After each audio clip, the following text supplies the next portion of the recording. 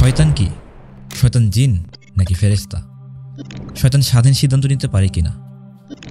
শয়তান কিভাবে মানুষকে প্ররোচিত করে? শয়তান কিসের তৈরি? শয়তানকে আমরা দেখি না কেন? ডেভিল, লুসিফার, শয়তান কি একই জিনিস? শয়তান কি ফেরেশতা? শয়তান কিভাবে কাজ করে? শয়তান কি মানুষের আকৃতিতে এসে মানুষের সাথে পরামর্শ করতে পারে? শয়তান কি খায়? শয়তানের বিয়ে শাদী, ঘর সংসার, সন্তান সন্ততি ইত্যাদি হয় কিনা? এই সব কিছু নিয়ে আজকে আমরা আলোচনা করব। আপনাদের মনে আছে কিনা আদম আলাইহিস সালাম এবং হাওয়া আলাইহিস সালামের সেই বিখ্যাত ঘটনাটি? আল্লাহ তাআলা যখন তাদেরকে সৃষ্টি করেছিলেন এবং জান্নাতের তাদেরকে রেখেছিলেন, তখন তাদেরকে একটি নিষিদ্ধ গাছে যাওয়ার জন্য নিষেধ করে দিয়েছিলেন।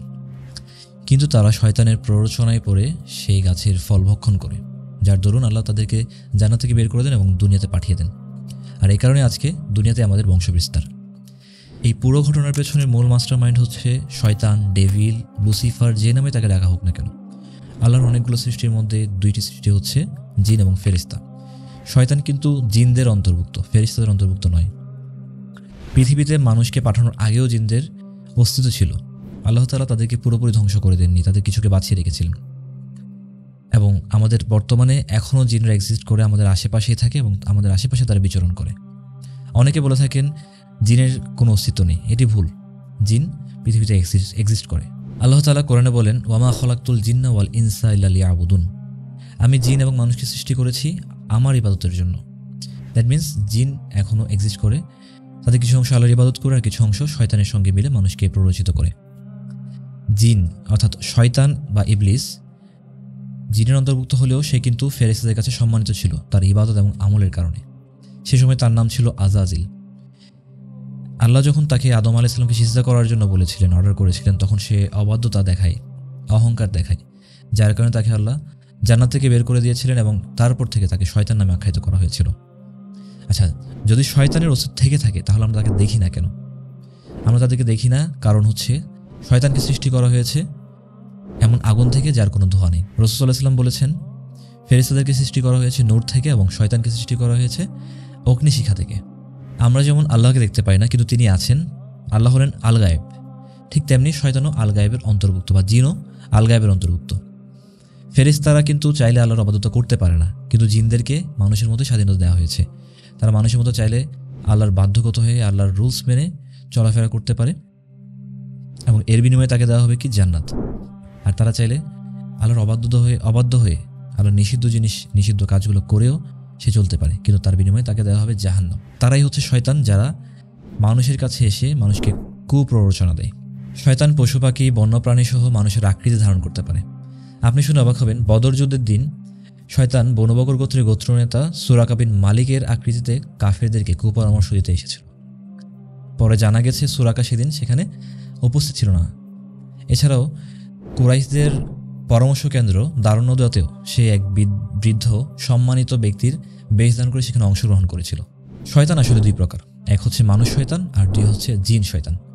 মানুষ শয়তান হচ্ছে তারা যারা সরাসরি প্রকাশ্যে আপনাকে হারামের দিকে ডাকবে, হারাম কাজের দিকে ডাকবে, ভুল এবং ফালতু কাজে আপনাকে উদ্বুদ্ধ করবে। আল্লাহ তাআলা কোরআনে সূরা নাসে দুই রকমের শয়তান থেকে মানুষকে আশ্রয় গ্রহণ করতে বলেছেন। হাসান বসরি রাহিমাহুল্লাহ বলেন, শয়তান দুই প্রকার, এক হচ্ছে জিন শয়তান যারা হচ্ছে মানুষকে মনে মনে প্ররোচনা দেয়, ধোঁকা দেয়, আর হচ্ছে দ্বিতীয় নাম্বার মানুষ শয়তান যারা মানুষকে সরাসরি ধোঁকা দেয়। মানুষের ন্যায় জিনদের উপরও আল্লাহর ইবাদত করা ফরজ। তাদেরকেও কিয়ামতের সময় মানুষের সাথে তাদেরকেও জিজ্ঞাসিত করা হবে তাদের আমলের ব্যাপারে, তাদের ইবাদতের ব্যাপারে। রাসূল সাল্লাল্লাহু আলাইহি ওয়াসাল্লাম কিন্তু শুধুমাত্র মানুষের জন্য রাসূল ছিলেন না, তিনি জিনদের রাসূল ছিলেন। যেমন সূরা রহমানে দেখা যায় যে রাসূল সাল্লাল্লাহু আলাইহি ওয়াসাল্লাম কর্তৃক জিনদেরকে দাওয়া দেওয়ার ঘটনা বর্ণিত আছে। এছাড়াও জিনদের পরিবার, ঘর সংসার, সন্তান সন্ততি সবকিছুই আছে, শুধু আমরা তা দেখতে পাই না। আর জিনদের মধ্যে যারা পথভ্রষ্ট তারাই হচ্ছে শয়তান। শয়তান মানুষকে পথভ্রষ্ট করার জন্য মানুষের জন্ম থেকে মৃত্যু পর্যন্ত কন্টিনিউয়াস লেগে থাকে। তাদের কাজই হচ্ছে মানুষকে ধ্বংস করে ফেলা, মানুষের যে ফিতরা আছে সেটাকে নষ্ট করে ফেলা। এজন্য আল্লাহ তাআলা কোরআনে ঘোষণা করেছেন যে শয়তান হচ্ছে মানুষের প্রকাশ্য শত্রু। এখানে আমরা শয়তানের বেশ কিছু কাজ উল্লেখ করি: মদ, জুয়া, শিরকের প্রচলন ঘটানো, কুফরিতে নিমজ্জিত করা, স্যাটানিস্টদের মাধ্যমে তার অনুসারী বানিয়ে নেওয়া, জাদুটোনা করা, হারাম কাজ করা, জিনা ব্যভিচারে লিপ্ত হওয়া, হারাম উপায়ে ইনকাম করে যত খারাপ কাজ আছে, যত হারাম কাজ আছে, যা অবৈধ কাজ আছে, যা আল্লাহর অবাধ্যতা লিপ্ত করে, সবই হচ্ছে শয়তানের মূল মিশন। আপনি বর্তমান ওয়ার্ল্ডের দিকে তাকান, আপনি কে-পপ, ইলুমিনাতি, হলিউড, বলিউড এবং এইসব র্যাপ সং থেকে শুরু করে যত ফিতনা আছে, এইসব কিছুর দিকে তাকান, এগুলো নিয়ে একটু ভাবুন। দেখবেন এই সব কিছুতে সূক্ষ্মভাবে শয়তান তার জাল বুনে রেখেছে। সর্বশেষ রাসূল সাল্লাল্লাহু আলাইহি ওয়াসাল্লামের একটি হাদিস দিয়ে শেষ করছি। রাসূল সাল্লাল্লাহু আলাইহি ওয়াসাল্লাম বলেন, আল্লাহ তাআলা বলেছেন, আমি আমার বান্দাদেরকে হানিফ তথা একনিষ্ঠ রূপে সৃষ্টি করেছি, অতঃপর শয়তান তাদের পিছে লেগে তাদেরকে তাদের দিন থেকে দূরে নিয়ে যায়। আল্লাহ তাআলা আমাদেরকে শয়তানের ফাঁদ থেকে হেফাজত করুন, আমাদের ঈমান এবং আমাদের আমলকে হেফাজত করুন, আমাদেরকে শয়তান থেকে বাঁচিয়ে রাখুন। আমিন ইয়া রাব্বাল আলামিন।